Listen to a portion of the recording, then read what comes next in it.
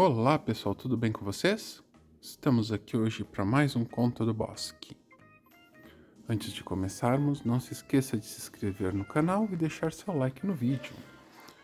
Hoje acompanharemos a história da corrida da lebre e do ouriço. Mesmo que não pareça, a esperteza costuma ganhar da força. Olha o que aconteceu com a lebre exibida e o esperto ouriço. Era uma vez uma lebre presunçosa que sempre estava contando vantagem porque era rápida e ágil. Vocês viram? Ela se exibia para quem quisesse ouvi-la. Sou tão veloz que nem o vento conseguiria me vencer em uma competição. A lebre precisa de uma lição de humildade, falou a coruja mal-humorada. Certo, responderam os esquilos, os coelhos e a raposa. Mas quem vai ter coragem de desafiá-la? Ninguém é tão rápido.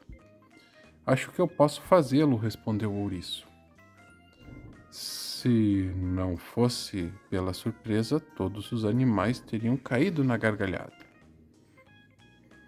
Como pretendia aquele lerdo, lento e espinhoso ouriço enfrentar a lebre? Entretanto, dois dias depois, todos os animais se reuniram no clarão do bosque para acompanhar aquela estranha disputa entre a lebre e o ouriço. Preparados, prontos já, falou a juíza coruja. A lebre saiu correndo em disparada, enquanto o ouriço dava lentos passinhos.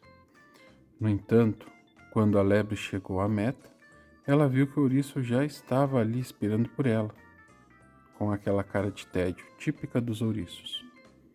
A lebre teve que aguentar a zombaria de todos, sem saber que o ouriço da linha de chegada era o primo daquele que tinha dado a largada. Mas como os ouriços são tão parecidos, ninguém percebeu a troca, que serviu para controlar a vaidade daquela lebre presunçosa. Muito bem, pessoal, espero que tenham gostado dessa história do bosque. Para ouvir mais, siga o nosso canal e curta o vídeo. Obrigado e até a próxima. Tchau!